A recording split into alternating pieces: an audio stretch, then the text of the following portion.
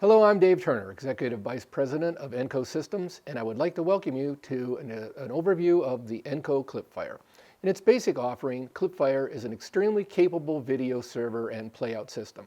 It has powerful features for both live and automated environments where large libraries of video clips need to be accessed instantly and played to multiple output channels. There's also an enhanced version of ClipFire that we call ClipFire Plus, and that unit integrates and manages a whole suite of other media elements including live inputs, graphics, animations, crawls, rolls, titling, and even some basic digital effects. ClipFire Plus can act as a complete media operations manager and provide full channel-in-a-box functionality. So to begin with, in this segment, let's talk about the basic ClipFire. This user interface has evolved from 3 decades of use in ENCO's radio automation products and has been refined to provide intuitive and efficient operation for workflows found in live TV broadcasts and stage performances. You can see that this operator screen features these large buttons with thumbnail graphics and titles on them, make it easy for the operator to select what he wants to play.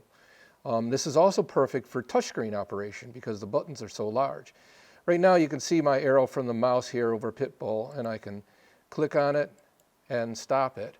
But I could easily do that from the touch screen. I have a touch screen here and you'll see a different cursor. That's touching it from the touch screen.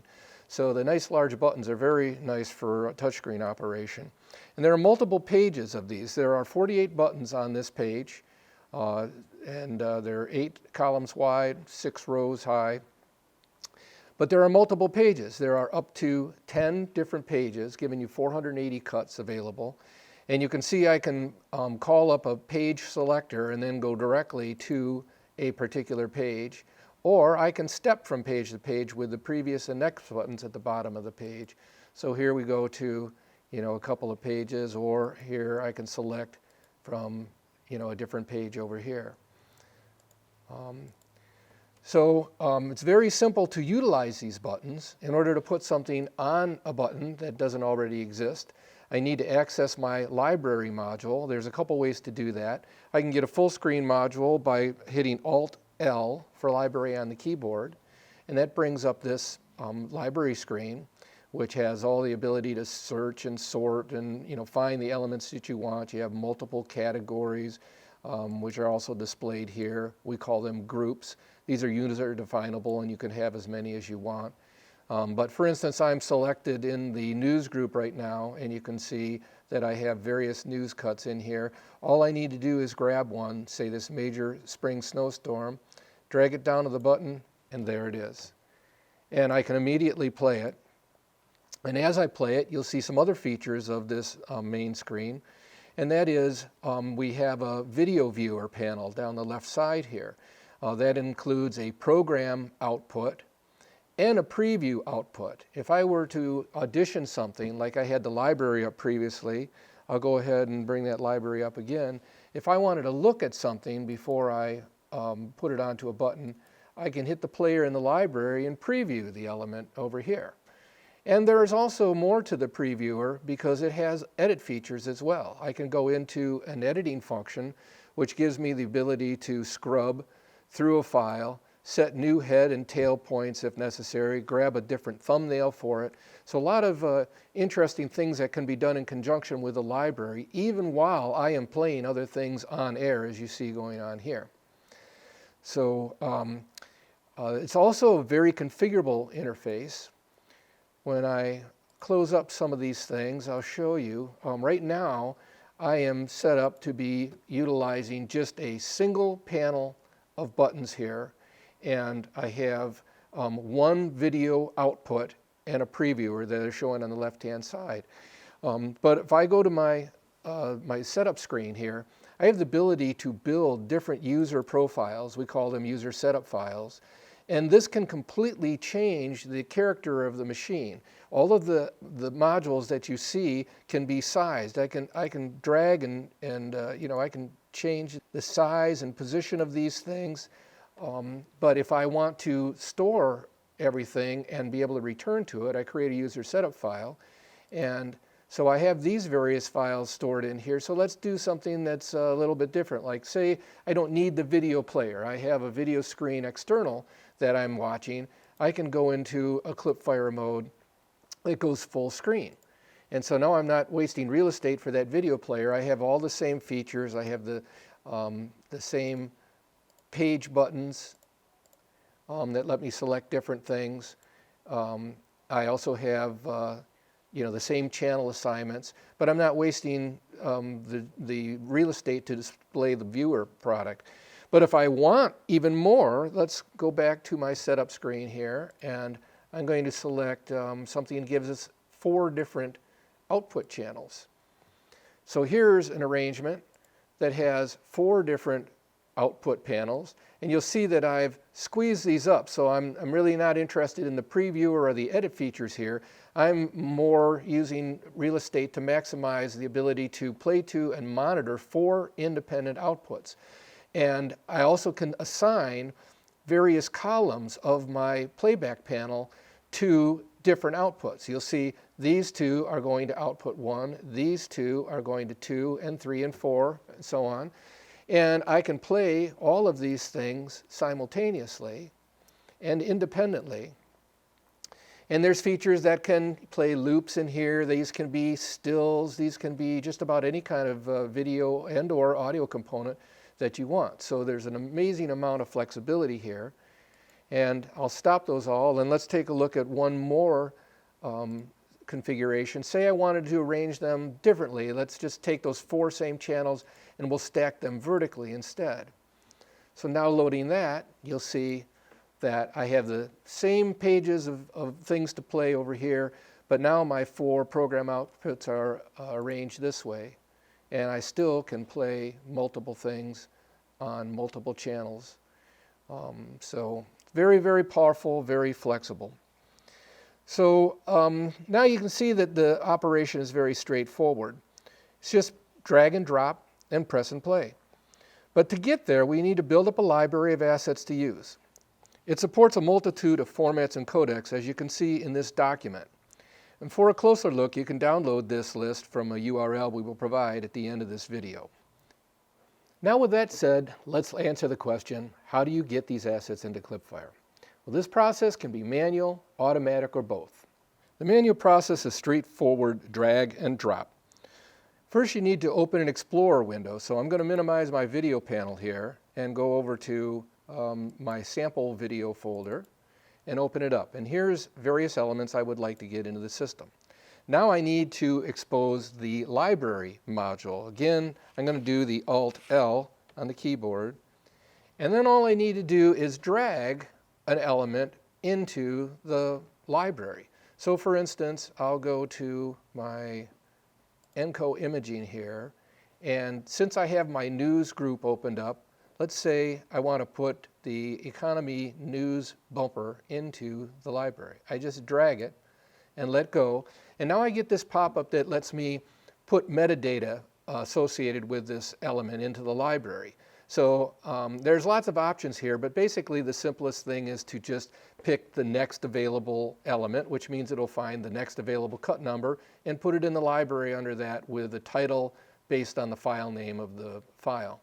There's also the ability to use these features over here within a group, which then means if I wanted to position it in my news group, I could select news here. And then when I pick the next thing in the group, now it's going to associate it with the news group, and it'll give it the very next cut number in here. So if I go to the end, here's my economy news bumper. And from here, I can call my video panel back up. I can instantly play it and preview it in the library. If it's what I want, I can drag it onto a button, and now I can play it to air directly from that. So now there's an even better way to do this, and that's a more automated setup. And that involves using the Dropbox module. This module here is a rule-based ingest module that reads watch folders. So I've got a list of rules in here that I've created. Some of them are based on the type of asset. Others are the category that it goes into. Things can be arranged any way you want, and these are just a couple of examples. But for instance, for the news that I just used, each rule has settings in here, including the watch folder. You want it to look for the elements.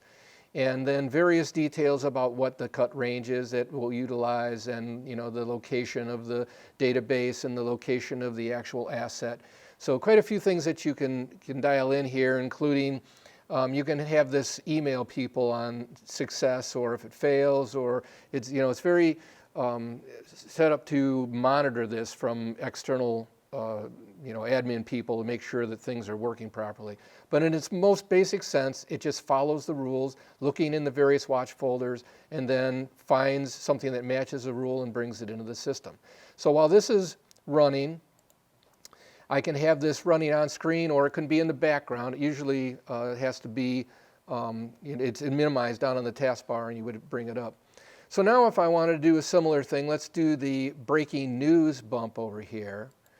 So in this case, now what I will do is I will open up my watch folders, and then here's my news watch folder. I'll take the breaking news and drop it into the news folder. If I look at that, there it is. And then if you watch over here, see Dropbox just found it, matched it with a rule, ingested it into the system, and removed it from this watch folder. So now if we go back to ClipFire and we take a look at our library, now we have the breaking news bumper in here. And again, I can audition this on my preview monitor. And I can, if I wanted to do any of the head and tail trims, here's again how you might utilize this. You set where you want the new start to begin, and set the start there, and go to the home, go to the end, go to the start. And if that's what I want, I set that, and now when I put that on a button, it plays from that part of the cut. Very simple. So this is how you get those in and out of the library. And there's also the ability to record assets. So a record module could be added to ClipFire that would allow you not only to record something into the system and then assign it as a playback on a button, but you could record something or actually use the live input that goes into the recorder and place it on a button directly, so that you could select a live feed to the program output channel in the system. Okay, so up to now you've seen some examples of what ClipFire can do, but I'm sure you want to know the specs. The input, output, video, audio, all of the interfaces are determined by the I/O hardware that's installed into the unit. We currently utilize AJA, Blackmagic Design products, and there are some others, but those are the primary units. We support up to 8 in, out. Typically, we use cards that can have inputs or outputs. So an 8-channel card could be 4 in, 4 out, or whatever other combination you want. We support composite video, component video, and SD and HDI, SDI, also HDMI. We also support NewTek NDI for video over IP. In addition to the flexible control via ClipFire's user interface that we've just explored, ClipFire can also be controlled by other external devices like control room automation systems and video production switchers. We talk to Sony ELC and MVS systems via VDCP over a serial connection. We can talk to Grass Valley Ignite, Broadcast Pix, TriCaster and Vidigo systems via IP. We can talk to Ross Automation systems via our own proprietary ENCO command language over IP or serial. And we even have generic button panels that we can interface with general purpose I/O contact closures. So that's an overview of the ENCO ClipFire video playout system in its basic configuration. If you want more information, check out our website, www.enco.com. If you have any questions, please reach out to ENCO Sales as described on the website, or call 1-800-ENCO-SYS and select option 1. For ENCO Systems, I'm Dave Turner. Thanks for watching.